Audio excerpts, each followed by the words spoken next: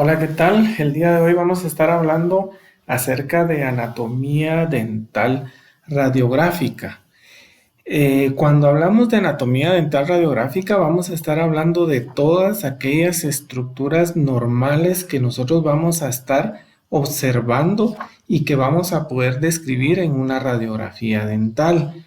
Para este caso vamos a utilizar la anatomía normal en imágenes intraorales. Esta que observamos acá es una imagen extraoral, es una imagen panorámica. Sin embargo, no está de más decir de que no es mucha la diferencia. Muchas de las estructuras que vamos a encontrar en una imagen intraoral, como lo es la periapical o la de mordida, e incluso la oclusal, pues vamos a encontrar también las mismas estructuras anatómicas en lo que es una toma de radiografía panorámica. Lo primero que debemos de saber, bueno, son básicamente, yo los clasifiqué en 5 puntos importantes. El odontólogo pues debe ser capaz de conocer cada una de las referencias anatómicas que nosotros observamos en una radiografía. ¿Para qué? Para poder venir, clasificar, ordenar y su posterior identificación. Como segundo punto, el poder conocer la anatomía normal nos va a facilitar el poder describir algo como anormal. Por ejemplo, si yo veo aquí un área lucente, yo les podría decir, si no conozco de anatomía, ahí hay algo. Hay un quiste, hay algún tipo de patología, pero no, esto es el conducto auditivo externo. Entonces, si yo no sé de anatomía normal radiográfica, entonces me va a ser imposible poder venir y determinar si existe o no algún tipo de patología. Como punto número 3, el poder interpretar, clasificar y describir adecuadamente una radiografía nos va a suponer nuestro amplio conocimiento en anatomía radiográfica. Como cuarto punto, debemos de tener claro que no muy pocas personas van a presentar todas las características anatómicas que nosotros vamos a estudiar. Algunas personas presentan unas, algunas presentan otras pocas. ¿Por qué sucede esto? Porque en muchas ocasiones el hueso que posee la persona es de distinta densidad a la de otra persona, y aparte también que recordemos que en muchas ocasiones al sobreponerse algunas estructuras anatómicas se van a ver de una forma distinta, de distintos grados de radiopacidad, por ejemplo, ¿verdad? Y por último, la otra situación que quiero que quede claro es de que la ausencia de una estructura anatómica no quiere decir que la persona sea anormal, que haya alguna anormalidad en el paciente. Tiene relación con lo que hablábamos anteriormente. En algunos casos se va a poder observar mayor cantidad de estructuras anatómicas y en algunos otros casos no se observan todas, pero el no observarse no significa que no presenten, que presente algún tipo de anomalía el paciente. Bueno, los primeros términos generales que nosotros vamos a estar describiendo y conociendo es el tipo de hueso que nosotros vamos a encontrar en lo que es las tomas radiográficas, ¿verdad? Entonces hay dos tipos de huesos básicos, el tipo de hueso esponjoso, que es este que se ve acá, y el tipo de hueso compacto, que es el que podemos observar cubriendo el hueso esponjoso. Este es clásico de todos los huesos planos. Y recordemos que en el cráneo, pues básicamente va a estar formado por huesos planos. Bueno, entonces en lo que es la radiografía, si podemos observar esta parte que es más densa, Esto de acá va a ser el hueso cortical. Recuérdense que cortical hace referencia a corteza. Es como una capa externa que va a estar cubriendo al hueso, ¿verdad? Y que también se le denomina hueso compacto. Se va a observar más que todo en áreas donde hay bordes, con el borde de la mandíbula específicamente, ahí lo vamos a observar. Mientras que el hueso esponjoso va a ser esto que observamos a este nivel, esto que está a este nivel. Entonces se va a observar como pequeños trabeculados, como pequeños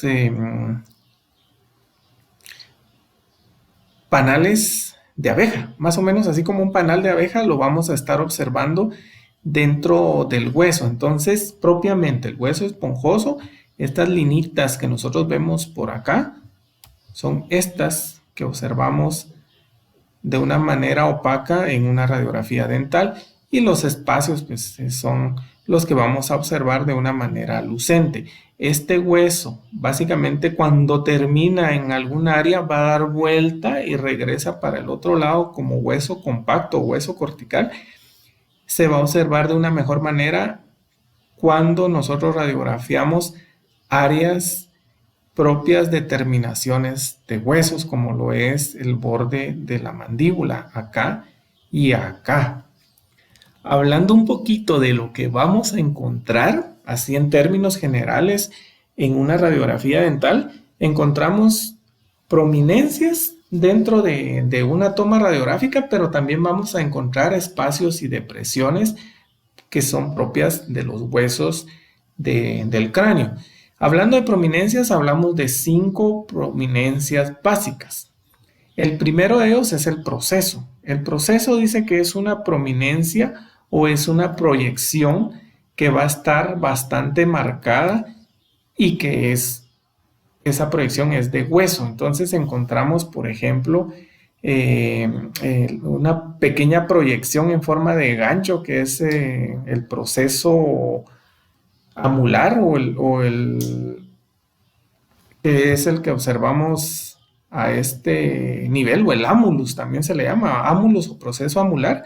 Y entonces lo observamos como un pequeño gancho que en radiografía lo vamos a observar opaco, ¿verdad? Que es esta pequeña como campanita, este pequeño ganchito que logramos observar acá. Antes de que se me olvide, esta parte que observamos aquí de forma triangular, que esto lo vamos a ver en la última diapositiva del día de hoy, cuando miremos básicamente un listadito de estructuras anatómicas. Entonces ustedes se preguntarán qué será esto, ¿verdad? Esto es la apófisis coronoides. La apófisis coronoides también va a ser una prominencia de hueso, pero recuérdense ustedes que la apófisis coronoides es parte de la mandíbula. Sin embargo, se ve en una toma radiográfica de molares superiores. ¿Por qué se va a dar? Porque en el momento de que nosotros aperturamos la boca y tomamos la radiografía, va a crear cierta rotación. Aquí va a estar el cóndilo, va a crear cierta rotación hacia adelante y va a salir en una proyección de molares, pero es estructura anatómica propia de la arcada inferior de lo que es el hueso mandibular. Espina es otra prominencia de hueso. La espina es una proyección ósea y que normalmente es afilada como un pequeño cuchillito, ¿verdad? ¿Qué vamos a encontrar? La espina nasal. Otra situación que es bien importante y que se les hace la recomendación. Cuando nosotros vamos a describir una estructura anatómica hay que ser bien específicos. Es espina nasal anterior, no solamente espina nasal, porque también hay una posterior. Entonces, en este caso nos estaríamos contradiciendo. Entonces, tenemos que decir espina nasal anterior. Los tubérculos, pues son bultos o pequeños nódulos de hueso. Bueno, entonces aquí se me olvidaba mostrar cómo se va a ver una espina. Se ve opaca, se ve como una forma de diamante o una forma de V que va a finalizar lo que es el septum o tabique nasal. El tubérculo es un bulto o un nódulo de hueso. Hay varios, el principal quizás sea lo que es el tubérculo o los tubérculos genianos sería en este caso, que son 4 tubérculos genianos superiores, uno derecho y uno izquierdo, y tubérculos genianos inferiores, uno derecho y uno izquierdo también. Estos tubérculos genianos en una radiografía se van a observar como un área redonda opaca.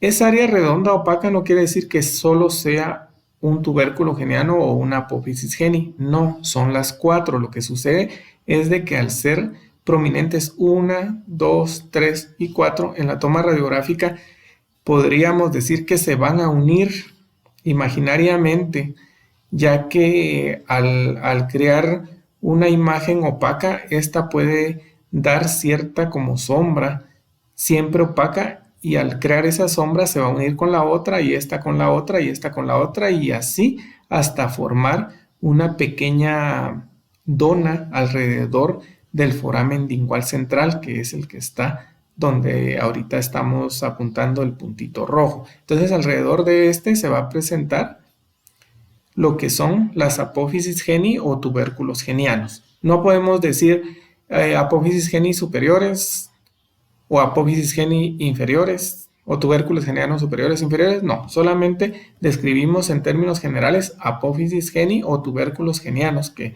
estamos haciendo referencia a que son los 4 los que estamos observando en este círculo opaco que se presenta alrededor del foramen lingual central. Otra prominencia es la cresta. La cresta es una prominencia o proyección lineal de hueso que se va a observar de una manera opaca en una radiografía.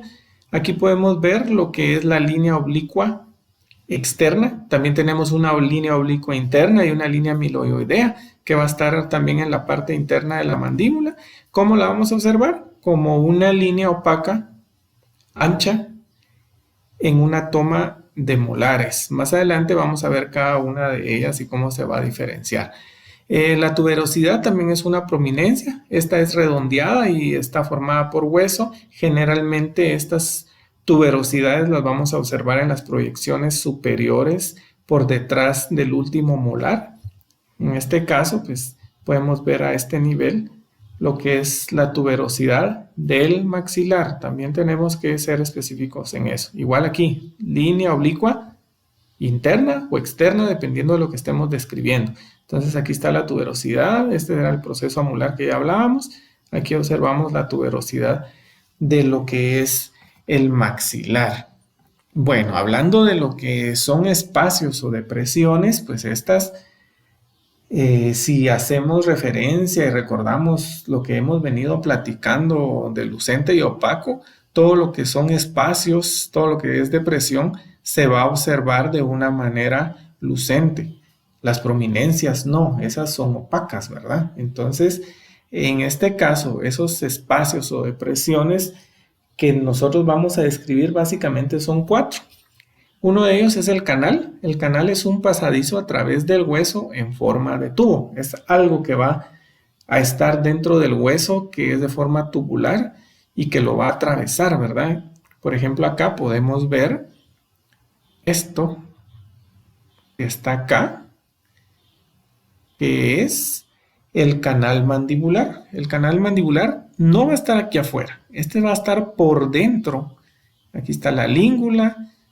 Entra en la parte interna del hueso y a este nivel, a nivel de premolares, se divide en 2. Si se recuerdan un poquito de anatomía cervicofacial, entonces acá se divide en 2, dando origen en el agujero mentoniano a 2 nervios, ¿verdad? El nervio incisivo y el nervio mentoniano. Aquí viene todo lo que es el dentario inferior, ¿verdad? Entonces esta es la língula, esta es la embocadura o la entrada del canal mandibular, y entonces en una radiografía, pues como es un espacio, lo vamos a ver lucente.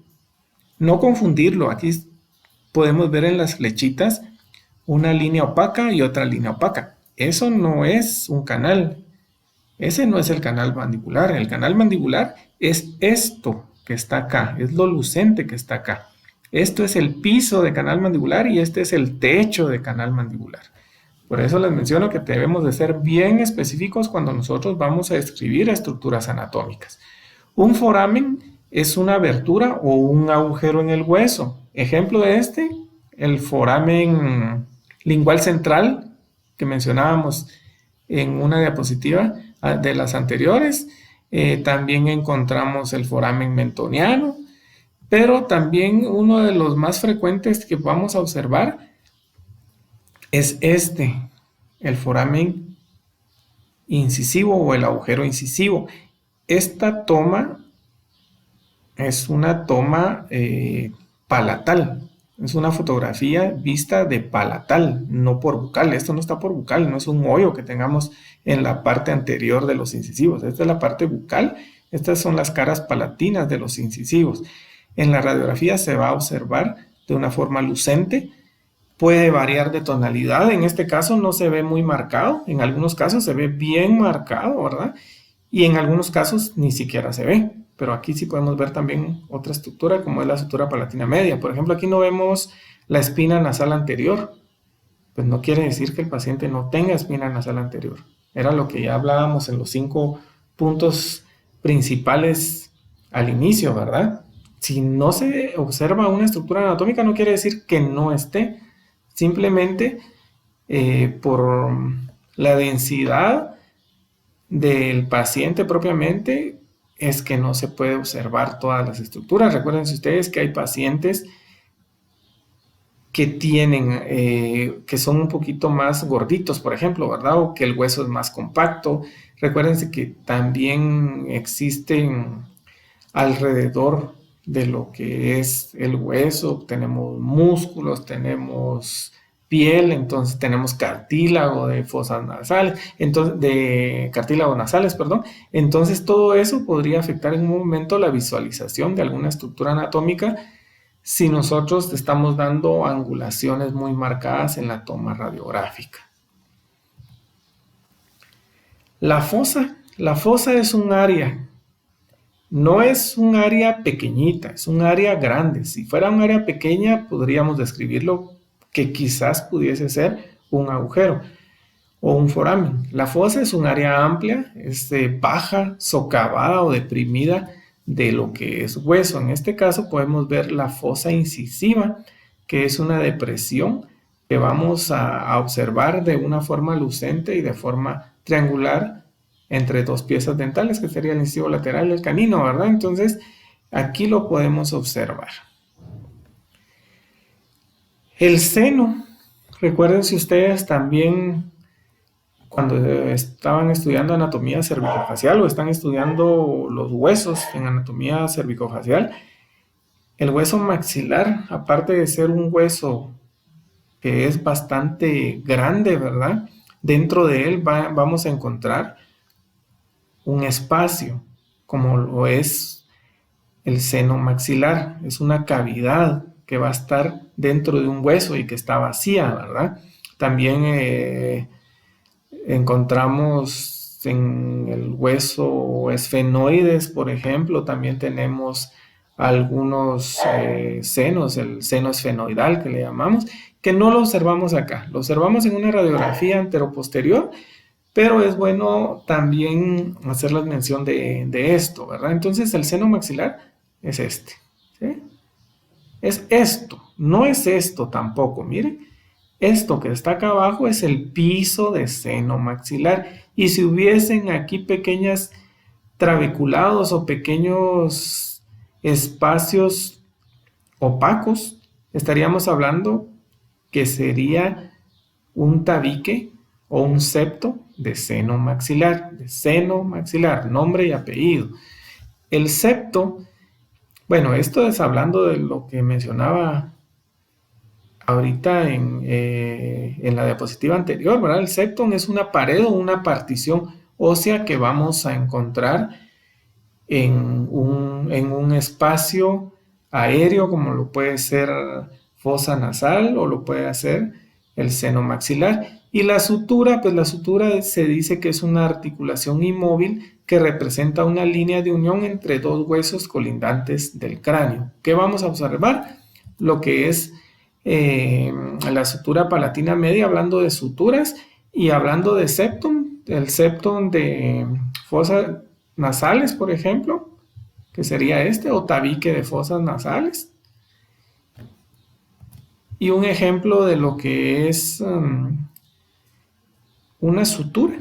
Aquí podemos observar la sutura y el agujero incisivo. Por eso les decía que la toma era desde palatal. No es que sea a este nivel, porque la imagen parecía que estaban los dos incisivos y aquí estaba el agujero incisivo. No, el agujero incisivo está a este nivel.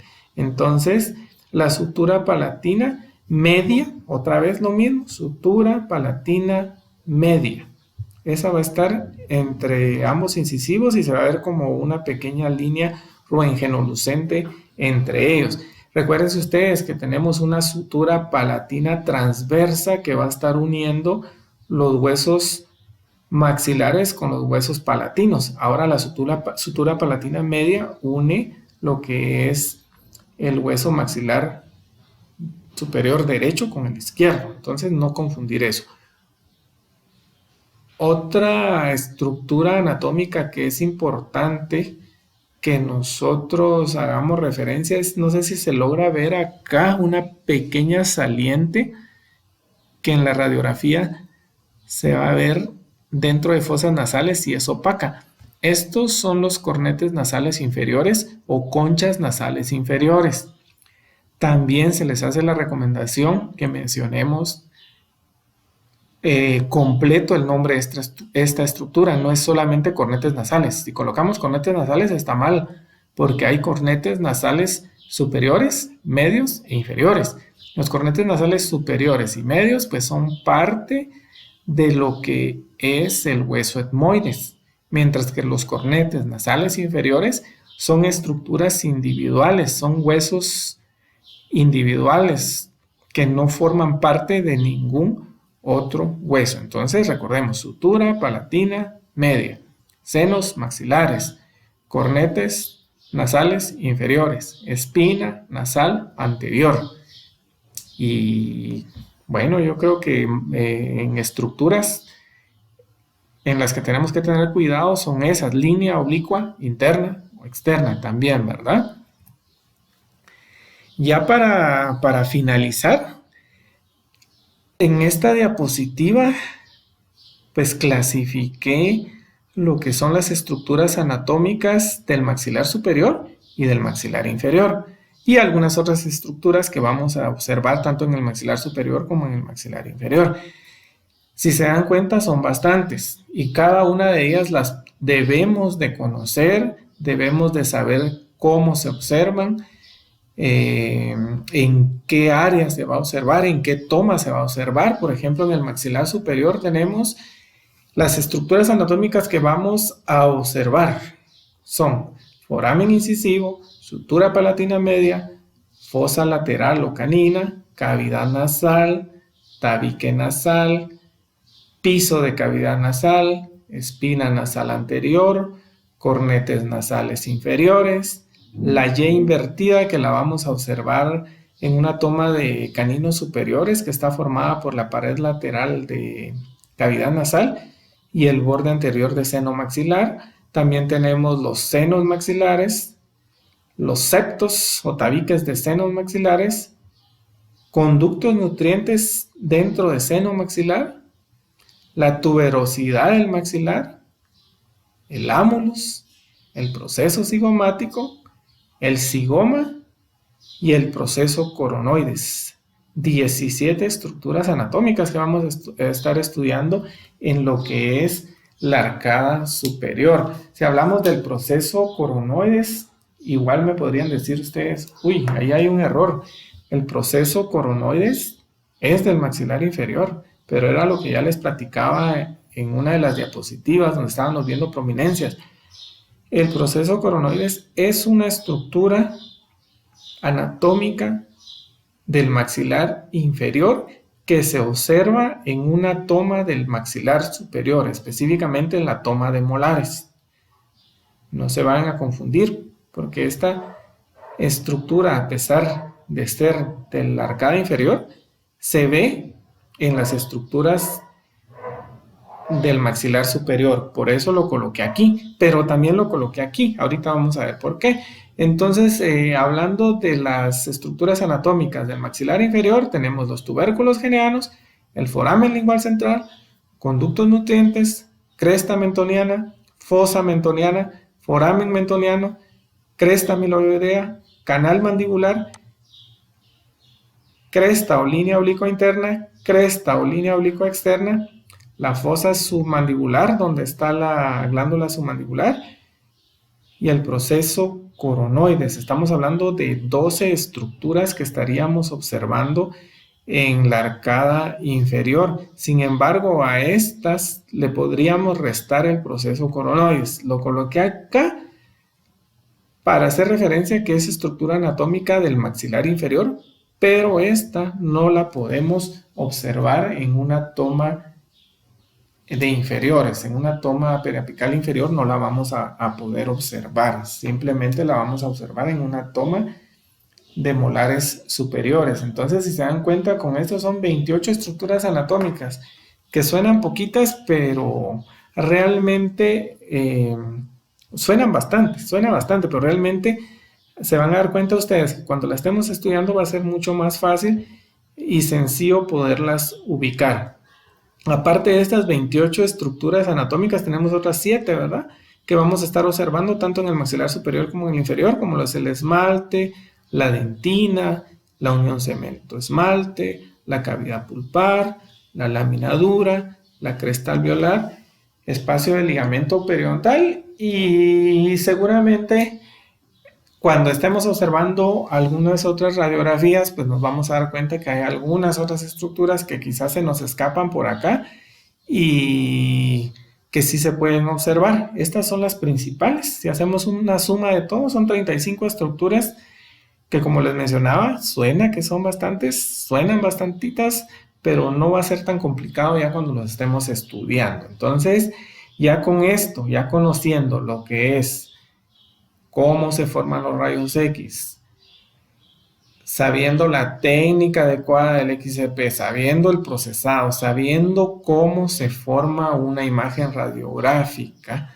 sabiendo los conceptos de lucente, sabiendo los conceptos de opaco, y ya, por último, conociendo las estructuras anatómicas radiográficas, entonces esto ya nos da una luz verde para poder ubicar en una forma ordenada nuestras radiografías en nuestro set radiográfica, llevarla al negatoscopio y poderlas interpretar para hacer un diagnóstico que sea idóneo para nuestro paciente. Entonces, con esto finalizamos y nos vemos en la próxima clase, ya hablando propiamente de anatomía normal radiográfica del maxilar superior, y en la siguiente estaríamos hablando de anatomía normal radiográfica del maxilar inferior. Con esto finalizamos y nos vemos en la próxima clase. Muchas gracias y se cuidan bastante.